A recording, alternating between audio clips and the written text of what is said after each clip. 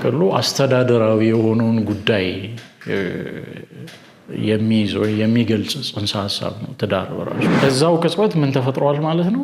ጋብቻ በትዳር ነው ምኖረው ካለ ማጨት መተጫጨት ይመጣል። የሰው ህይወት የእግዚአብሔር መቅደስ የሚወረወረ አይን ሁሉ ታጭታለች ከተባለ ጊዜ በኋላ ይሰበራል። በፍቅር ስም ዝሙት የትዕግስትን አድማስ ጫፍ የምትነካበት ህይወት ነው። እኔማ ምን አስሩን ስፈታ አስሩን ሳገባ ነው። አይ ፍላጎቱ ሲኖር ትመርጣለህ። ማንን እንጭ የሚመስለን ስንት መሰረታዊ ነገሮች ያስፈልጋሉ ስትባል ግንባር ቀደም የሚያጣብህ ልብስ፣ መጠለያ፣ ምግብ ነው አይደል? አወቃት የሚለው ንግግርንም የምታገኘው መጽሐፍ ላይ ከውድቀት በኋላ። እርቅ ይሁን ፖድካስት ትንሣኤውን መነሻ አድርጎ ሰሞነ ፍስሐ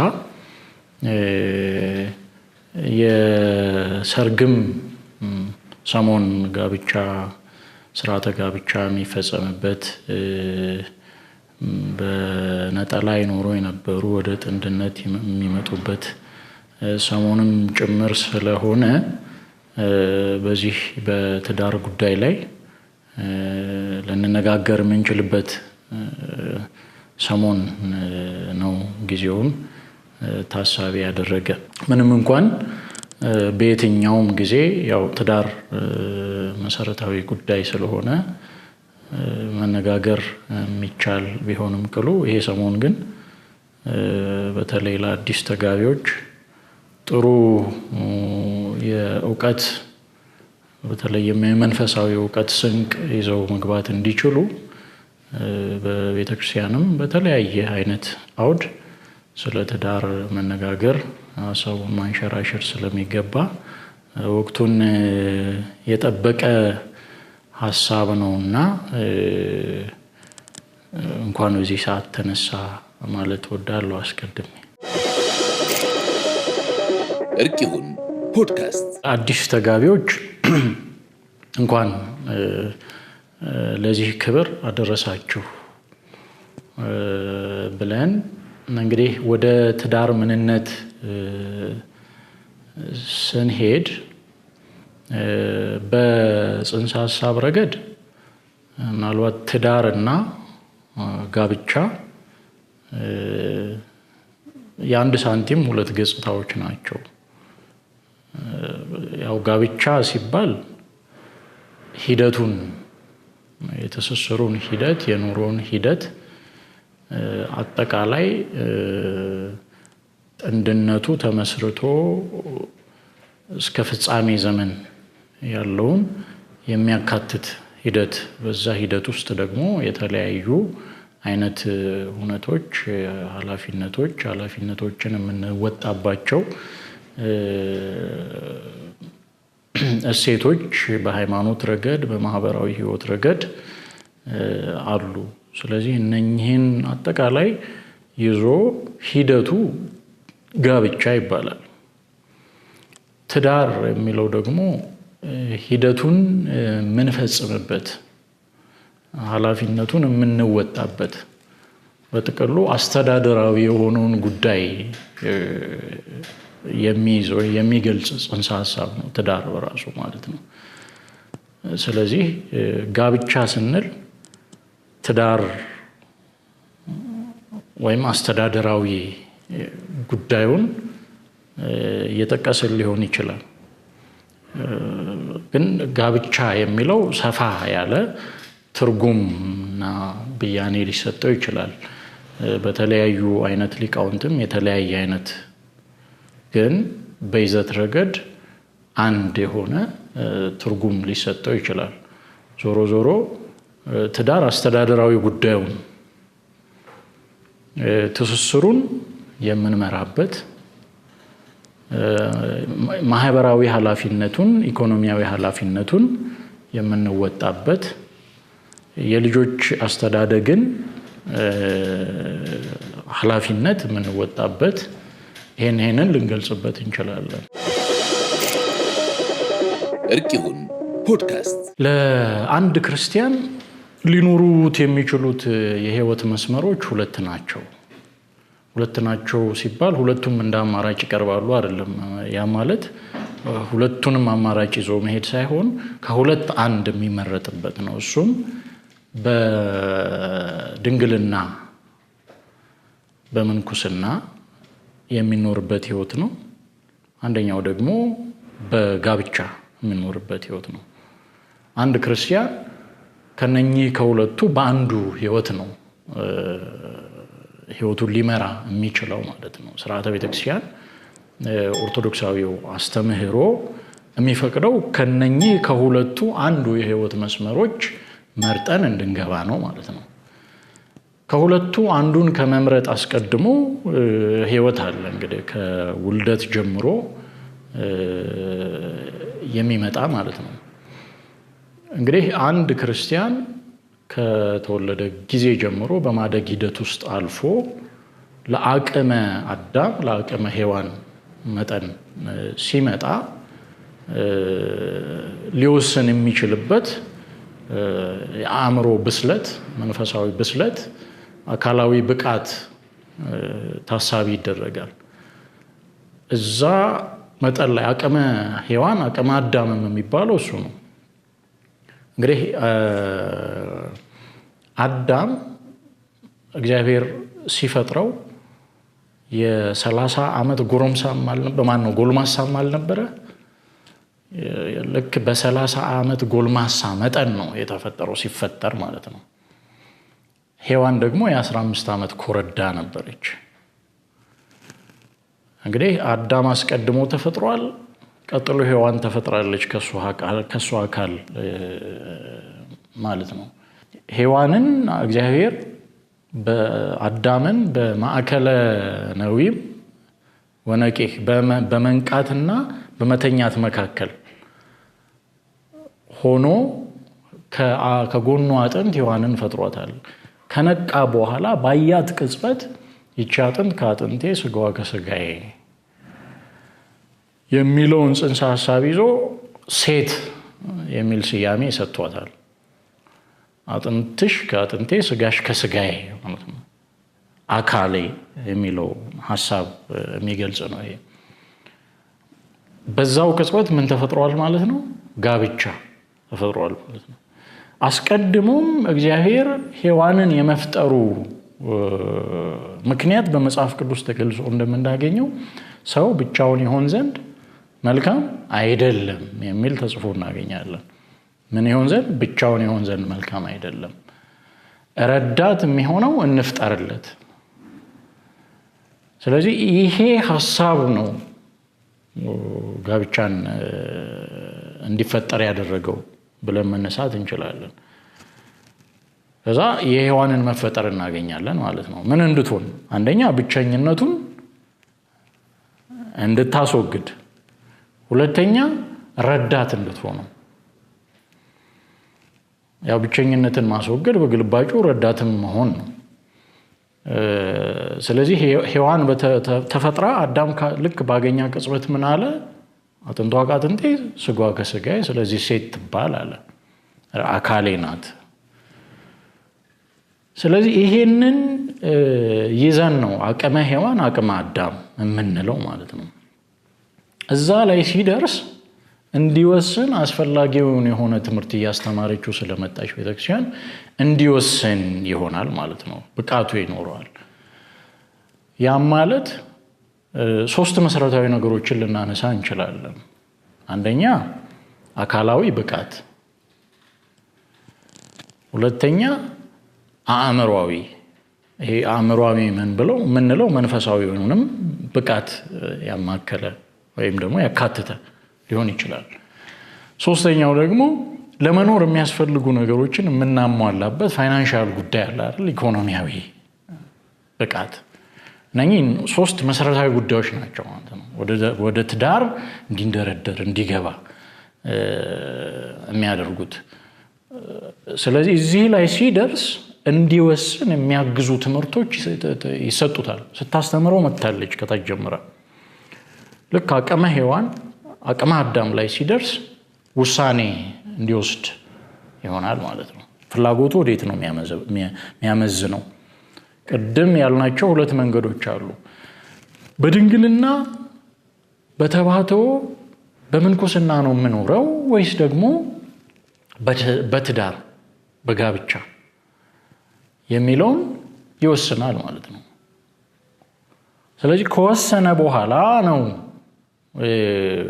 ቀጣዩ ሂደት የሚመጣው። ከዛ ማጨት መተጫጨት ይመጣል ማለት ነው።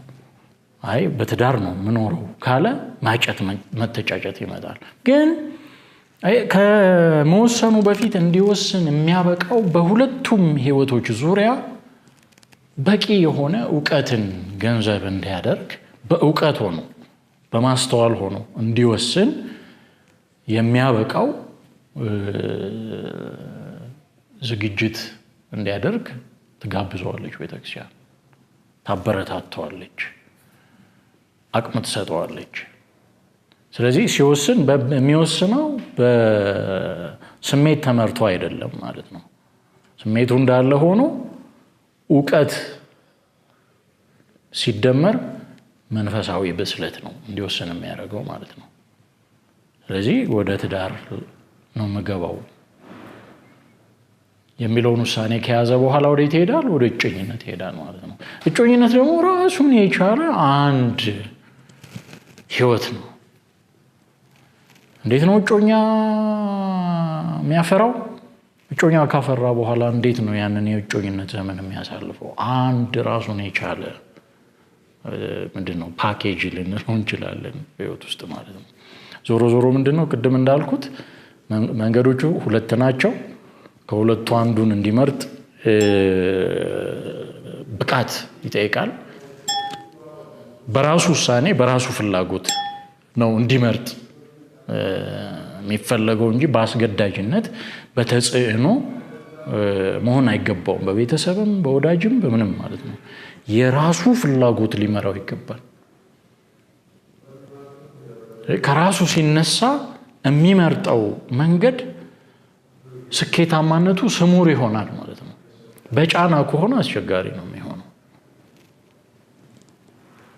ስለዚህ ቅድመ ጋብቻ ልናነሳቸው የምንችላቸው ጉዳዮች እነኚህ ናቸው። እርቅ ይሁን ፖድካስት። ዘመን የራሱ መልክ ቀለም አለው። በየዘመኑ የሚኖረው ማህበረሰብ አስተሳሰቡ፣ እሴቱ፣ ማህበራዊ ጉዳዮችን የሚያስኬድበት መንገድ፣ ፍልስፍናው የየራሱ ቀለም አለው። እንግዲህ ምናልባት አንዳንድ እንደዚሁ ዝሩ የሆኑ አስተሳሰቦች ከስልጣኔ ጋር ሊያያይዙት ይችላሉ፣ እንደዛ የሚያስቡ ሰዎች። ዞሮ ዞሮ ግን የቀደመውን ዘመንና የአሁኑን ከዚህ ከትዳር ጽንሰ ሀሳብ ጋር አያይዘን እናነጻጽር ካለን ልናነጻጽር የምንችለው ቅድም ባልኩት አግባብ ነው። አውዱን መጠበቅ ያስፈልጋል። የቀደመው ስንል ከመሽ ጊዜ መቅደሙ ስንት ዓመት ቀደም ብለን እናስብ። ወደዚህ ያለውን ደግሞ ከስንት ዓመት ወደዚህ፣ እሱንም መለየት የሚያስፈልግ ይመስለኛል። ጥናት ስለሚጠይቅ እንደዚሁ ዝም ብሎ ማውራት እንዳይሆንብን ማለት ነው። ዞሮ ዞሮ ቀደም አድርገን እናስበው እና የምናውቃቸው በታሪክ ቤተሰቦቻችን ከሚነግሩን ተነስተን፣ ምክንያቱም በብዙ መልኩ እኛ ደርሰንበት አይተናል ለማለት ስለሚከብድ ማለት ነው። የቀደመውን አይነት የትዳር አገባብ እና ስለ ትዳር ስለ ጋብቻ ያለውን አስተሳሰብና ፍልስፍና በሰሚ ነው የምናውቀው። ምን ነበረ እንግዲህ ቤተሰብ ነው በልጅ ህይወት ላይ ወሳኝ የነበረው። እጮኛውንም ያመጣው እሱ ነው። አግባም ብሎ የሚያዘው እሱ ነው። በብዙ ቅዱሳንም ህይወት የምናውቀው ነው። እና አቡነ ተክለ ሃይማኖትን ማንሳት እንችላለን። እና አቡነ ገብረ መንፈስ ቅዱስ፣ ሌሎቹንም ቅዱስ ጊዮርጊስን ማንሳት እንችላለን። ቤተሰብ ምንድነው በራሱ አስተሳሰብ አስቦ ልጁ በዛ መንገድ እንዲሄድለት ይፈልጋል። ልጅ ደግሞ ቅድም እንዳልኩ እንግዲህ በቤተክርስቲያን አሰራር መሰረት ልጅ ወልደህ እኮ ልጆቼ የራሱ አይደል የራስህ አይደሉም አይደል? ልጆች እግዚአብሔር ስጦታ ናቸው ይላል። የእግዚአብሔር ስጦታ ከሆኑ ዘንዳ እግዚአብሔራዊ በሆነ ሐሳብ እንዲያድጉልህና ለእግዚአብሔራዊ ፈቃድ ተገዥ ሆኖ በዛ እንዲያልፉ ህይወታቸው መዳረሻውም መነሻው ብቻ አይደለም መዳረሻውም ስኬታማ እንዲሆን ስኬታማ ስንል እኛ በመንፈሳዊ አውድ ማለት ነው። የኛ ስኬታማነት መንግስተ ሰማያትን መውረስ ነው። መንግስተ እግዚአብሔርን ማግኘት ነው አይደል? እዛ መቀላቀል ነው። እንደዛ እንዲሆን ወልደህ የምታስረክበው ለማን ነው? ለቤተክርስቲያን። ቤተክርስቲያን በራሷ አስተምህሮ ታሳድግልሃለች። በእኛ ማህበረሰብ በለው ቀድሞ በምንለው ማህበረሰብ አካሄድ ውስጥ በቃ ወላጅ ልጆቹ እንዲሄዱለት የሚፈልግበት መንገድ አለ። ዋናው ትዳር መስርቶ ልጅ እና አይንን በአይን ማየት ዘርን መተካት የሚለው በብዛት ይይዘናል ይመስለኛል። ዘርን መተካት እና ወላጅ ያንን ነው የሚያስበው፣ ትውልዱን ማስቀጠል ማለት ነው። ከዛ ተያያዥነት በትውልድን በማስቀጠል ሂደት ውስጥ መሰረታዊ የሆኑ ጉዳዮች አይታሰቡም በብዙ መልኩ ስናይ ማለት ነው። ከድርጊቶች ተነስተን የምንረዳው ነገር ይሄንን ነው። ትውልድን ማስቀጠል እንጂ እዛ ውስጥ የሚካተቱ መሰረታዊ የሆኑ ጉዳዮች ለትውልድ አስፈላጊ የሆኑ ነገሮች ቅድሚያ የሚታሰቡ አይደሉም። በቃ መውለድ ይሄንን ታሳቢ ስለሚያደርግ ገና እንደውም በእቅፍ ሳለ ምናልባትም በጽንስ ደረጃ ሳለ ሊሆን ይችላል ልጅ ምናልባትም ሳይወለድ ሳይጋባም ሊሆን ይችላል። እንግዲህ ይሄ በዘመኑ የነበረው ጥሩም መጥፎም ጎን ይኖራል። ከክብር አንፃር ስናየው ለትዳር ከሚሰጥ ዋጋ ወይ ቫልዩ ጋር አያይዘን ስናየው ለትዳር የተሻለ ክብር እንክብካቤ ይሰጥ ነበር ብለን ልናስብ እንችላለን። በዛ በቀደመ በምንለው ዘመን ላይ ማለት ነው። እንግዲህ ልጅህን ለልጄ ብለው ከመጋባታቸው አስቀድሞ በተለያየ አይነት የህይወት መንገድ ላይ የተገናኙ ሰዎች በእንደዛ አይነት ቃል ኪዳን የሚወለዱ ልጆቻቸውን የሚያጋቡ እናውቃለን። የተጋቡ በዛ መንገድም ያሉ ሰዎች ይኖራሉ። አሁን እንግዲህ ልጆችም ደግሞ ተወልደው ካደጉ ለዛ ለጋብቻ መጠን ከደረሱም በኋላ ደግሞ ወንድየው የትዳር ውሃ አጣጭ የምትሆነውን ሴት ቤተሰቦቹ አፈላልገውለት እነሱ ሽማግሌ ልከው መልኳን ሳያቅ ጠባዩን ሳያቅ እነሱ አፈላልገውለት ሽምግልናው አልቆ የሰርጉ ቀን የሚያይበትም አይነት አካሄድ ነበር። አሁንም ይኖራል ብዬ አስባለሁ። ወጣ ስንል ወደ ገጠሪቱ የኢትዮጵያ ክፍሎች ላይ አሁንም ይሄ አካሄድ ይኖራል ብዬ አስባለሁ። እንደዛም ሆኖ ግን በሚገርም አይነት ጣፋጭ የሆነ የጋብቻ ህይወት ያለፉ ሰዎች እንዳሉ በታሪካቸው እንረዳለን። ቀረብ ብለን ስናጠና ቀረብ ብለን ስናይ ምንድነው በጥቅሉ እዛ ዘመን ላይ እንግዲህ የልጆች ፍላጎት ይኑር አይኑር እሱ አንድ ጉዳይ ሆኖ ጋብቻ ትዳር ስለሚባለው ነገር ግን የሚሰጠው ዋጋ፣ ትኩረት፣ ክብካቤ የተለየ ነበር። ክብር አለው። በጣም ነው የሚከበረው። ስለዚህ ልጆች ራሱ ሲያድጉ ይሄንን የጋብቻ ክብር፣ የጋብቻ ተፈሪነት፣ የጋብቻ ቫልዩ እየተረዱ ነው የሚያድጉት። ስለዚህ ምንድነው አይደፈርም ማለት ነው። እንደ እግዚአብሔር መቅደስ እርግጥም እንደዛ ነው እኮ ስታስበው አይደል? ሰው የእግዚአብሔር መቅደስ ነው አይደል? የሰው ህይወት የእግዚአብሔር መቅደስ ነው። ይሄንን ህይወት ነው እያስረዳኸው የምታመጣው ማለት ነው። ሰው መቅደስ የሆንከው አንተ መቅደስ ከሆነ ሌላ አካል ጋር ስትዋሃድ የሚፈጠር መለኮታዊ ሚስጥር አለ። ያንን የሚያስተሳስር መለኮታዊ ሚስጥር አለ። ስለዚህ በቀጥታም ሆነ በተዘዋዋሪ ልጆች በዛ ዘመን ላይ ልጆች ይሄንን እሴት ነው እየተገነቡበት የሚመጡት። በትዳር ውስጥ ያለ ሰው ይከበራል፣ ኃላፊነት ይሰጠዋል፣ ወንበር ይለቀቅለታል አይደለ? በቃ የተለየ ትኩረት ውስጥ ነው የሚሆነው። ኢቨን እኮ በእጮኝነት ውስጥ ያሉ እንግዲህ ከታሪክ ከተለያዩ ድርሳናት ንባብ እንደምናገኘው በአንዳንድ ሰዎችም ታሪክ ንግግር ውስጥ የምንረዳው በእጮኝነት ወቅት ላይ ራሱ ሳሉ በአካባቢያቸው ያለው ነዋሪ ማህበረሰብ የሚሰጣቸው ቦታ ይለያል።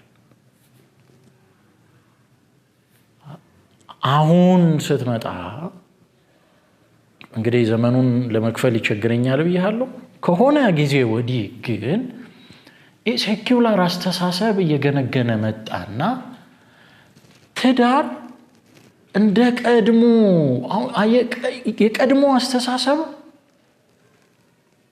በብዙ መልኩ ስታይ ስፒሪቹዋሊቲ ጣዕም አለው፣ መንፈሳዊ ጣዕም አለው።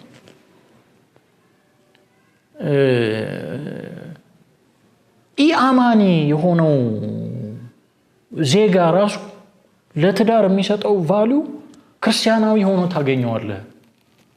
ምክንያቱም አየህ ክርስትና ኦርቶዶክሳዊነቱ ስለሰራት ሀገሪቷን አጠቃላይ እሴቱ፣ ማህበራዊ ትስስሩ ምን አለፋ እንትኑ ምንድነው ህብለ ሰረሰሩ እንድታስብ እንድትቆም ወዘተ የሚያደርግህ የተሰራበት መንገድ ክርስቲያናዊ ስለሆነ በደንብ ይረዳዋል። ከዛ ሲያስብ አየህ እንደ መጽሐፋዊ አስተሳሰብ አይሆንብህም። አሁን አንዳንድ ሰዎች ምንም ስለ መጽሐፍ አያውቁም። ምናልባትም ከህይወታቸው ከመጽሐፋዊ አስተሳሰብና ከክርስትና እሳቤ ውጪ የሆኑ ሰዎች ሊሆኑ ይችላሉ። በእንደዚህ አይነት ጉዳዮች ግን ስትመጣ መጽሐፋዊ ይሆንብሃል አይደል? አኗኗራቸው ስለዛ ጉዳይ የሚሰጡት ብያኔ የሚረዱበት መንገድ መጽሐፋዊ ይሆንብሃል። ያ ቀድሞ የምንለው ማህበረሰብ እንደዛ ነበር፣ ክርስቲያናዊ ነበር። አሁን ስትመጣ ሴኩላር አሁን አስተሳሰብ መጣ። መንገዱ ሁሉ ሴኩላር ነው። ስለዚህ ቀደም ያልካቸው አይነት መረዳቶችና ብያኔዎች ተነሱ። አሁን በፊት ከትዳር በፊት እጮኝነት አለ፣ መተጫጨት አለ። መተጫጨቱን የምትኖርበት አሁን መተጫጨት አየ ማጨት እጮኛ ሲባል ራሱ ለጠባቂነት እኮ ነው። አንዲት ሴት ወንድ ሲያጫት ጠባቂ ሆነ ማለት ነው። እሷ እኮ ታጭታለች ከተባለ በቃ ወፍ ዝር አይልም በደጇ ማለት ነው። የሚወረወረ አይን ሁሉ ታጭታለች ከተባለ ጊዜ በኋላ ይሰበራል። ብዙ ትኩረት አያረግም። አይን ይበዛባት ነበር በፊት፣ ተመላላሽ ይበዛ ነበር በፊት፣ ፍላጎት ያለው ይበዛ ነበር በፊት። ታጭታለች ሲባል ጉዳዩ ያቆማል። አይገርምም? ያ ማህበረሰብ እንደዛ ነበር። በቃ ያቆማል። ትከበራለች። አየህ እጮኛዋ ማን ነው? እከሌ ነው። ከዚህ በኋላ የምኖረው በትዳር ህይወት ነው ብላ ወስና የተዘጋጀች ሴት ከሆነች ማንን ይሆን ማገባው ከሚል ሐሳብ ባላገኝ አላገኝ ይሆን ከሚል ውዝግብ ትጠብቃለች፣ ይጠብቃታል። ማረፊያዋን ታውቃለች። ወደቧ የቱ ጋር እንደሆነ ታውቃለች። እርግጥ መልህቋን የምትጥልበት ጊዜ መች ነው? ልክ በሰርግ ወደ ጋብቻ ስትገባ ነው። እስከዛ ግን ትጠበቅበታለች። መጠባበቋ በተአቅቦ ነው። አይ ቅድም ያነሳው ላይ ሁለት የህይወት መስመሮች አሉ አይደል? ድንግልና ያልኩ ላይ ራሱ ድንግልና በሁለት ይከፈላል። አንደኛው በቃ ዘላለማዊ ድንግልና፣ ዘላለም በድንግልና ነው ምኖረው ብለህ የምትወሰንበት ነው። አንደኛው ደግሞ እስከ ጊዜ ጋብቻ ድረስ ስትጣጭ ጊዜ ጋብቻዋን ትጠብቃለች። ምንም አይነት ግንኙነት አይኖርም። በቤተክርስቲያን አስተምሮ ምንም አይነት ጊዜ ግንኙነት አይኖርም። እየተመካከሩ ጠባይ ለጠባይ እየተግባቡ ተገናኝተው በተለያዩ ጉዳዮች ላይ እየተወያዩ ምክረ ንስሐ እየቃኛቸው ይቆያሉ። ምን ያህል ጊዜ እንደየሰው ይወሰናል፣ እንደየሁኔታው ይወሰናል። አስተሳሰቡ ይሄ ነው በዛ ዘመን። አሁን ስትመጣ እጮኝነት የሚለው ምን ሆነ አልከኝ? ፍቅረኛ። ፍቅር በራሱ ምንድነው? ፍቅረኛስ የሚል ጥያቄ እንድታነሳ ያደርጋል። ይሄንን ሐሳብ ስታነሳ እኔ አቡነ ሽኖዳ የህይወት ልምድ የምትሰኝ መጽሐፋቸው ላይ ይመስለኛል በፍቅረኝነት በፍቅር ስም ዝሙት፣ በማን ስም? በፍቅር ልባስ ነው አይደል? ገና አሁን እኮ የኔ ትውልድ ልልህ እችላለሁና ፍቅር የሚባለውን ጉዳይ ስታነሳበት ቃሉን በአእምሮ የሚመጣው ነገር ምንድነው? ፍቅረኛ ስትል የተለየ ሐሳብ የተለየ እንትን አለው።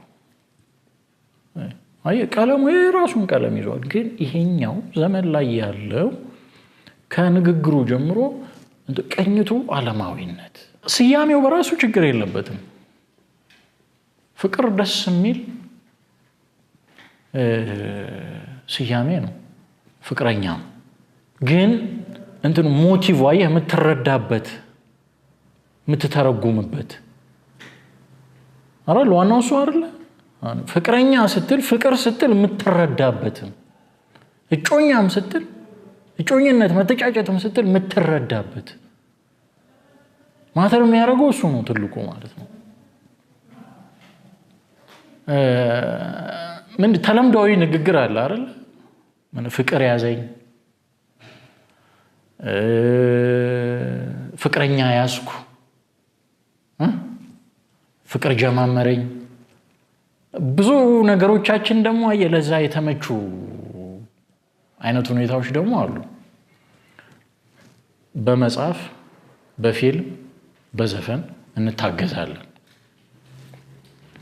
ይሄንን ስሜት ይሄንን አስተሳሰብ እና በዓለማዊ መልኩ ማለት ነውና ፍልስፍና እንድንኖርበትና በዛ ቅኝት ነገሩን ተርጉመን ህይወታችንንም በዛ ረገድ እንድንቃኝ የሚያግዙ የሚያበረታቱ ሁኔታዎች ደግሞ አሉ።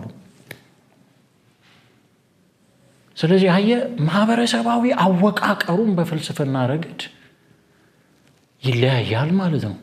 ያ ያልነው ቀድሞ የነበረው ማህበረሰብ አወቃቀር በፍልስፍና ረገድ ጋብቻን፣ እጮኝነትን ከቅድመ ጋብቻ ድህረ ጋብቻ ያሉትን የሚረዳበት የሚተረጉምበት ሴንስ የሚያደርግበት መንገድ ካሁኑ ይለያል ማለት ነው።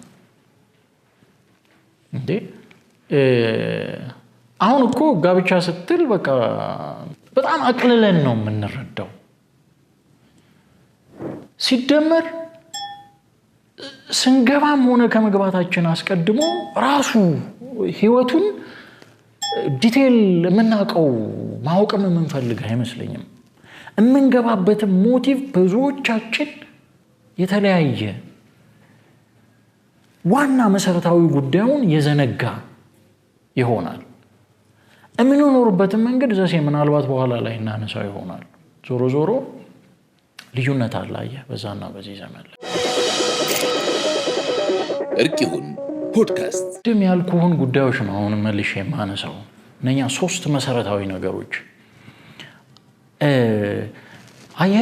መጀመሪያ የምትሰራበትን መንገድ አንተነትህን እኛነታችንን የሚሰሩ ቅመሞች አሉ አይደል? እያንዳንዳችን በክርስትናው ስንመጣ አጠቃላይ ክርስቲያናዊው አስተምህሮ ነው። ያ ክርስቲያናዊ አስተምህሮ እየሰራህ አካለ መጠን ላይ ካልደረስክ ትቸገራለህ። ኦርቶዶክሳዊ ማያ ኦርቶዶክሳዊ አስተሳሰብና ፍልስፍና እየሰራህ ካልመጣ ትቸገራለህ። በዛ እየተሰራህ ከመጣ ነገሩ ሁሉ ይቀላል። ምን እናድርግ? ቅኝታችንን እናስተካክል። መጀመሪያ ለምንድን ነው ወደዚህ ህይወት ለመግባት የወሰንነው? ምን ወሰነው? እንኖረዋለን። ምክንያቱም የሚጠይቃቸው ኃላፊነቶች አሉ፣ የሚጠይቃቸው ጉልበቶች አሉ፣ የሚጠይቃቸው ዕውቀቶች አሉ። በትዳር ህይወት የትዕግስትህን ጫፍ የትዕግስትን አድማስ ጫፍ የምትነካበት ህይወት ነው ትዳር። ፍቅርም በተመሳሳይ። ስለዚህ በአካል በአእምሮ በቁሳዊ ጉዳይ ብቁ ነኝ ወይ የሚለውን ለመወሰን እነኚህን ነገሮች ታሳቢ ያደረገ ዝግጅት ያስፈልጋል ማለት ነው። እንግዲህ አየህ ከሁለቱ አንዱ መረጥኩ ስትል ከድንግልና ህይወትና ከጋብቻ መረጥኩ ስትል ጋብቻ ብለህ ስትወስን ዝግጅት ትፈልጋለህ ማለት ነው። ለራስ ለጋብቻ ዝግጅት ትማራለህ። እንግዲህ አካልህ በቅቷል። አካል ለምን ያስፈልጋል? ይሄ ምንም ዲቴል የምታወራበት ጉዳይ አይደለም። አካላዊ ብቃት ይጠይቃል፣ ለወንዱም ለሴቱ። ይሄ ግልጽ ጉዳይ ነው ለምን እንደሆነ። ዕውቀት ያስፈልጋል። ምክንያቱም ካንተ አስተሳሰብ በተለየ መንገድ የሚያስብ ሰውን ነው የምትዋሃደው። ካንተ ፍላጎት የተለየ ፍላጎት ያለውን ሰው ነው የምትዋሃደው። ካንተ ስሜት ለስሜቶችም ደግሞ የሚኖር ሪአክሽን የተለየ ስሜትና ሪአክሽን ያለውን ሰው ነው የምትዋሃደው። እንዴት ነው ይሄን ማኔጅ የምታደርገው? ዕውቀት አይጠይቅም እንዴ? አሁን እኛ እኮ እያንዳንዱን ጉዳይ ዝም ብለን ሳይንሳዊ በሆነ መንገድ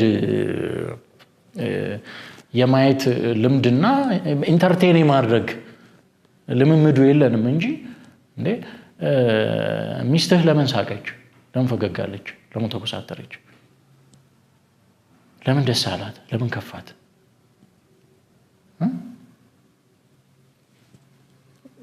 እንትኖች አሉት አይደል? ምክንያቶች አሉት። እንዴት ነው የምትረዳው? እንዴት ነው የምታስታምመው? ምክንያቱም ዕውቀት ይጠይቃል። እንዴ ለሚስት ፈገግታ ትርጉም ሰጥተህ ከዛ ትርጉም የተነሳ ሪአክሽን ያስፈልጋል አይደለም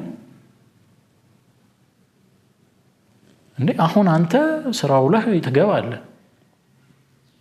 ስትገባ ወደድክም ጠላህ ሪአክሽን አለ፣ ፊት ታያለህ። ይሄ ፊት እንዴት ነው? አመጣጤን ይቀበላል፣ ሻክራል፣ ይለሰልሳል። እንዴት ነው አየህ? ገልበጥ አድርገህ ደግሞ አንተ የምትሰጠው ደግሞ አይደል? ይሄንን ተረድተህ ምላሽ ለመስጠት ምን ያስፈልጋል? ዕውቀት፣ ጥበብ ያስፈልጋል። ስጋዊ መንፈሳዊ ጥበብ ያስፈልጋል። ስለዚህ መስራት አለብህ ማለት ነው። ራስህ ላይ በንባብ ልምምድ፣ በቤተክርስቲያን ትምህርት በእውቀቱ ማለፍ መቻል አለብህ። ከዛ ደግሞ ምን ይመጣል? ልጅ ይመጣል። ከዛ ደግሞ ማህበራዊ ጉዳይ ይመጣል። ቤት ውስጥ ብቻ እኮ አይደለም የሚወሰነው።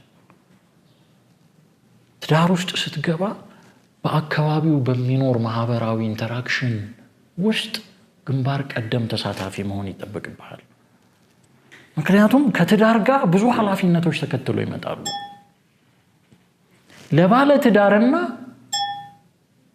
ለነጠላ ሰው የሚሰጥ ሪስፖንሲቢሊቲ እኩል ነው እንዴ? በህጉም በለው በምኑ እኩል አይደለም እኮ። ባለምን በቤተክርስቲያን ይለያያል። እነኚህን ነገሮች ሁሉ የምትወጣበትን ዝግጅት ማድረግ መቻል አለብህ። በግቢ ጉባኤ ትምህርት ላይ ልጆቹ ተምረው የተለያየ ኮርስ ይወስዱልህና መጨረሻ ዓመት ላይ የጾታ ትምህርት ይሰጣቸዋል። ኦርቶዶክሳዊ የጾታ ትምህርት በቂ ነው ባይባልም የቤተክርስቲያኒቱን አስተምህሮ በጭላንጭል አግኝተዋል። የህይወት ፍልስፍናቸውን እንዲለዩ ተደርጓል። መንገዳቸውን እንዲወስኑ አቅጣጫው በደንብ እንዲታያቸው ተደርጓል። ከዛ በኋላ የቱን ነው የምትወስኑት የሚል ጥያቄ ያዘለ ነው እንግዲህ ትምህርቱ። ስትወስኑ ግን እነኚህን ነገሮች አስቡ። የድንግልና ህይወት ማለት ይሄ ነው ይሄንን ይጠይቃል። ይሄን ኃላፊነት የጋብቻም ህይወት ይሄ ነው። ይሄንን ኃላፊነት ይጠይቃል። እወጣዋለሁ ካላችሁ እወጣዋለሁ ወደምትሉት ግቡ። ልባችሁ ወደ አዘነበለው። ሁለቱም በእግዚአብሔር ዘንድ ዋጋ አላቸው። ሁለቱም ድንግልና ህይወትም ጋብቻ፣ ሁለቱም እግዚአብሔር ይቀደስባቸዋል። ሁለቱም የሰው ልጅ ይባረክባቸዋል፣ ይከብርባቸዋል። ከዛ አየህ ደግሞ ምን ታደርጋለህ? ቁሳዊ ጥያቄዎች አሉ አይደለ? የምትኖረው ዓለም ላይ ነው። ቁሳዊ ጥያቄዎችህን የምትመልስበት ደግሞ ዝግጅት ያስፈልጋል። ይሄንን ካረክ በኋላ የት ትሄዳለህ? የጮኝነት ህይወት ላይ ትመጣለህ። መቼም ሰው ነን አይደለ? ወደዚህ ፍላጎት ውስጥ ካዘነበለ ብዙ እናያለን፣ ብዙ እንመኛለን። አስሩን ሳገባ አስሩን ስፈታ ነውማ ሞሎ ማድረው አለ አንድ ልጅ አንድ ህይወት ውይይት ላይ። እኔማ ምን አስሩን ስፈታ አስሩን ሳገባ ነው። አይ ፍላጎቱ ሲኖር ትመርጣለህ። እኔ ካህንም እኮ አስሯን አይቶ ያ ማለት ምኞትህ የተገራ ሆኖ ማለት ነው። ምኞትህ የተገራ ሆኖ፣ ምክንያቱም ምኞት ከባድ ስለሆነ። ምኞት ቅዱስ ያዕቆብ እንደሚለው ምኞት ኃጢአትን ጸንሳ ሞትን ትወልዳለች አይደለ? የምትመኝበት መንገድ አየህ መንፈሳዊ መንገድ መሆን መቻል አለበት። አሁን ስታይ አሁን በእኛ አስተሳሰብና አሁን ባለው ዘመን መረዳት ወደ ሴት ያየ በልቡም የተመኛት አመነዘረባት የሚለውን በጣም በደንብ የሚገልጽ ነው እውነት ለመረዳት። አሁን ይቅርታ አድርግልኝና ሴቶቹም ለዚህ የሚጋብዝ አይነት ሁኔታ ውስጥ ታገኛቸዋለህ። ማሰናከያ ድንጋይ የመሆን አይነት አዝማሚያ ታይባቸዋለህ ማለት ነው በሌላ አነጋገር። ግን ወደ ዋናው ወደ ጋብቻ ጉዳይ ስትመጣ የምታይበት እና አይተህ ለራስህ የምትሰጠው ትርጉም ጥንቃቄ ይጠይቃል። አይተህ ነው የምትመርጠው፣ ምንም ጥርጥር የለውም። እንደከዚህ ቀደሙ ቤተሰቦቻችን አይደለም የሚመርጡልን፣ የራሳችን ፍላጎት አይደለ? የራሳችን ምርጫ። በጎ ጎን አለው በነገርህ ላይ። ያም እንዳልኩህ ራሱን የቻለ በጎ ጎን አለው። ስለዚህ ታያለህ፣ የራስህ መስፈርት ይኖርሃል፣ ትመርጣለህ ማለት ነው። ከዛ ወደ እጮኝነት ትገባለህ።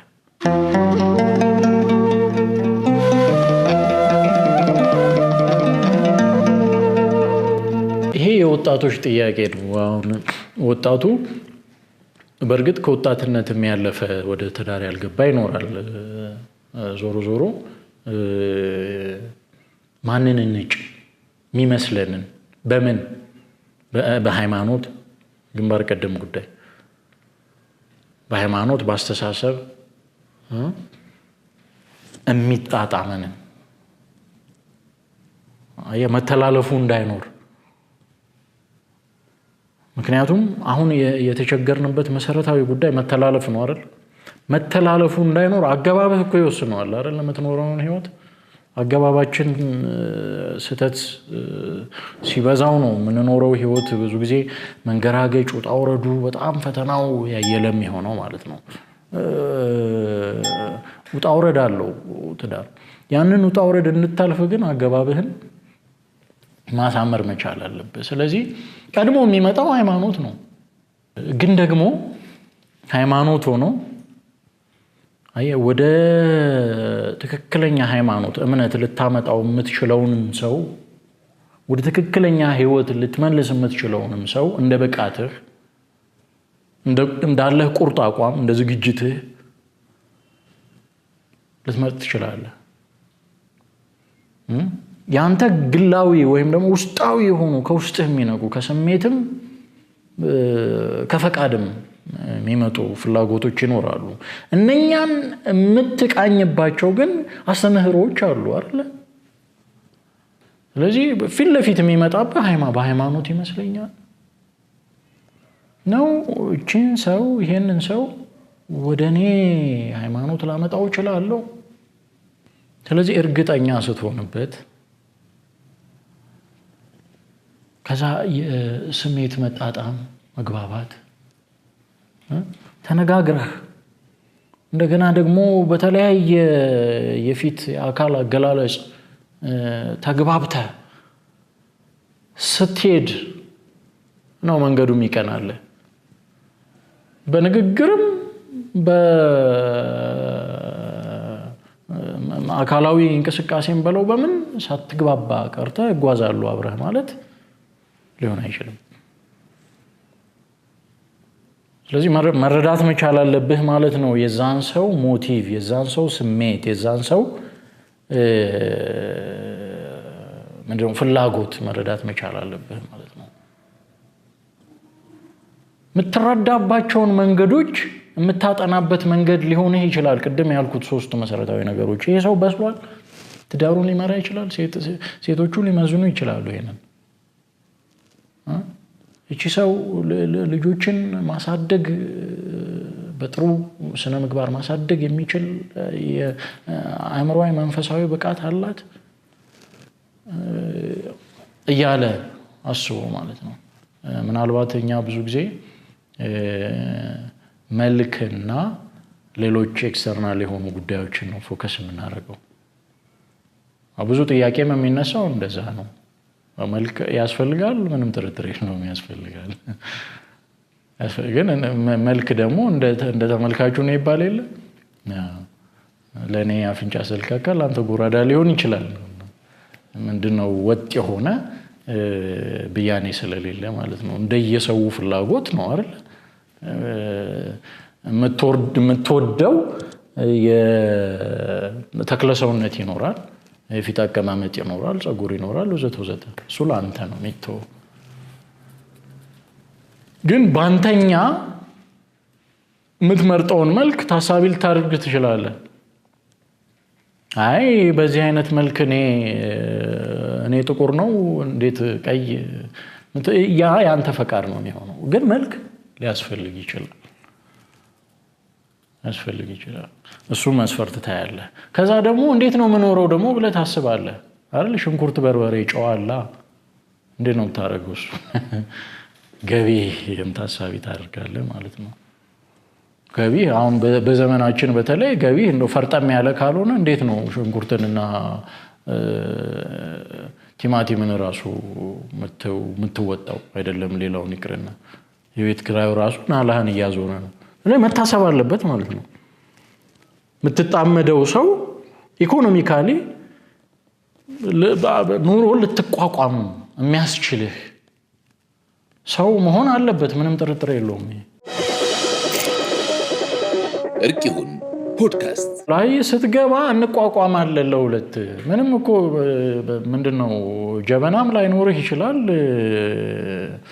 ማነው ስሙ ባሊም ላይ ኖርህ ይችላል መጣድ መሶብም ላይ ኖርህ ይችላል ግን ከገባህ በኋላ በኑሮ ምትል መሆን የለብህም በየፊና ትሮጣለህ አቅምህ ዕውቀትህ በፈቀደው ልክ ማለት ነው አርጋር ነገር ግን መኖር የምትችልበትን አይነት ሁኔታ ፍጠር ይሄ አንተ ኃላፊነት ነው ስለዚህ ይሄንን አክሰፕት የሚያደርግ አካል መሆን አለበት ነው የግድ እኮ በኢኮኖሚ የፈረጠምክ መሆን አለብህ አይ ኢኮኖሚ በጣም የዳሸክ ከሆነ አትግባ ያልና አይደለም ከምንም ተነስቶ ወደ ጋብቻ ገብቶ ተቋቁሞ አልፎ መሄድ ይኖራል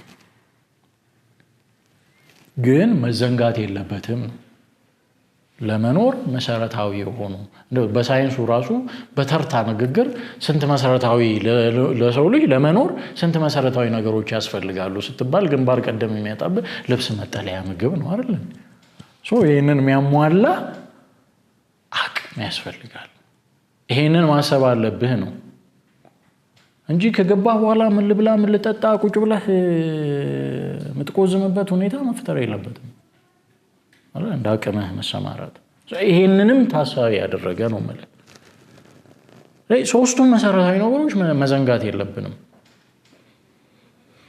አይምሮ ትዳሬን እንዴት ልምራ ትዳር አስተዳደር ብለናል ትዳርም የተባለው በነገር ላይ አደረ ነው እኮ ለዛ ህግ አደረ ህግ ነው አየ ለህጉ ነው የምታድረው በዛ ህግ አሳደረም ነው አየ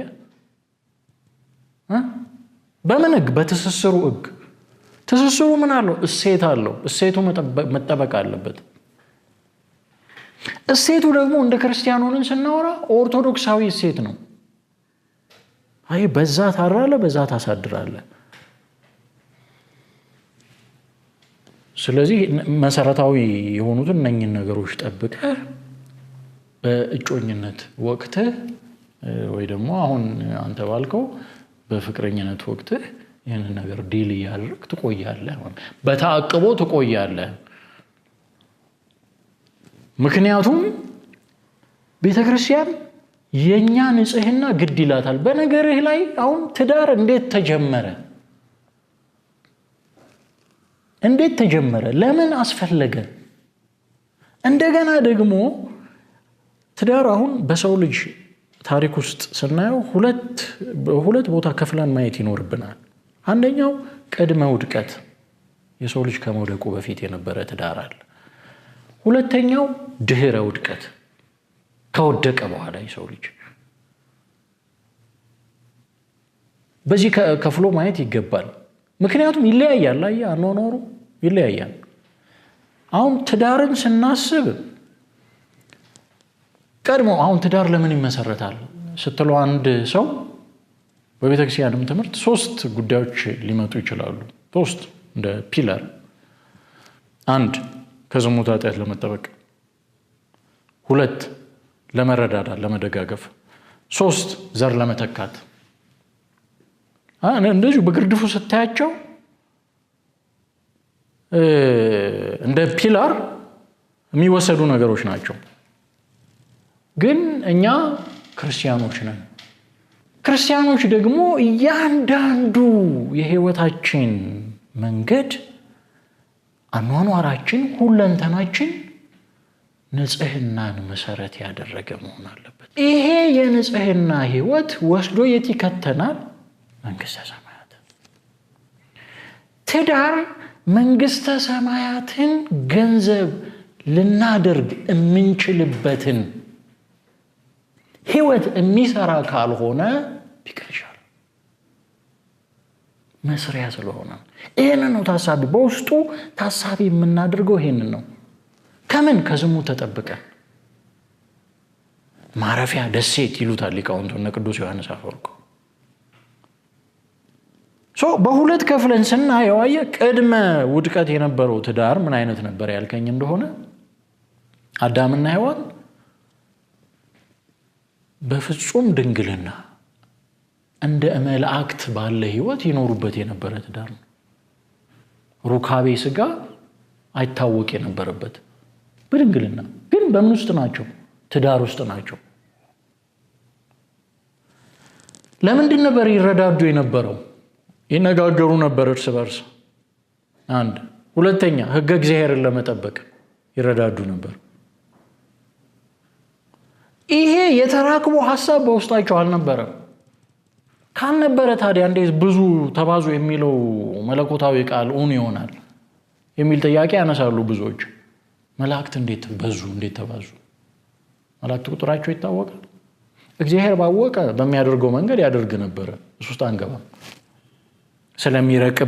ስለሚርቅብን ዞሮ በዛ ዘመን ቅድመ ውድቀት የነበረው ህይወት ፍጹም ድንግልና፣ ሐሳቡም ድርጊቱም ንግግሩም ያልነበረበት ማለት ነው። የተራክቡ የሩካቤ ስጋ ከውድቀት በኋላ ነው። ከውድቀት በኋላ ይሄ አሁን እኛ የምንኖረው አይነት ትዳር መጣ። እነ ቅዱስ ዮሐንስ አፈወርቅ ማለት ነው የመዋቲያን ትዳር ይለዋል፣ ጋብቻ ይለዋል። መዋቲያን እኛ ምክንያቱም በወላጆቻችን በአዳምና በሔዋን ምክንያት አምፀን የማይገባንን ተመኝተን ህግ ተላልፈን ወድቀናል፣ ሞተናል። እርግጥ በክርስቶስ ቤዛነት ትንሣኤን ገንዘብ አድርገናል። ዞሮ አሁን ያለውን አይነት ትዳር እንዲመጣ የሆነው ከውድቀት በኋላ ነው። ሩካቤ መጣ። አወቃት የሚለው ንግግርንም የምታገኘው መጽሐፍ ላይ ከውድቀት በኋላ ባለው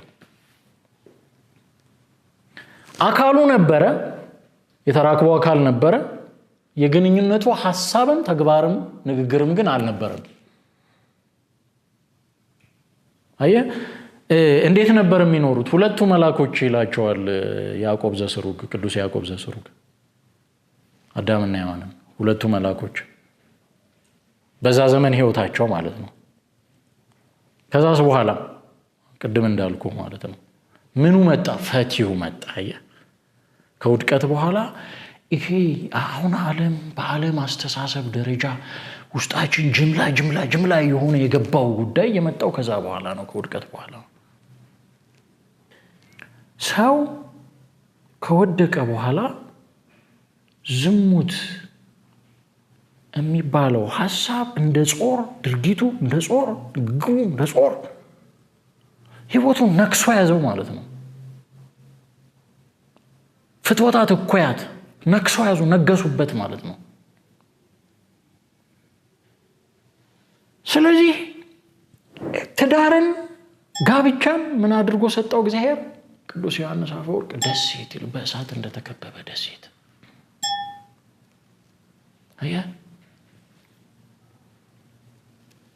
ስለዚህ ቅድመ ጋብቻ ይሄንን ህይወት ታሳቢ አድርገህ ነው የአዳምንና ሔዋንን የቀድሞ አኗኗር ታሳቢ አድርገህ ነው የምትኖረው። በጮኝነትም ብትሆን እየተጠባበቅ እየተነጋገርክ ለጋብቻ ህይወትህ የሚበጅን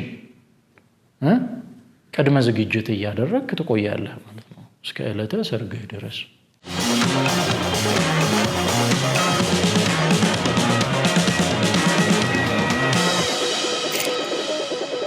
እርቅ ይሁን ፖድካስት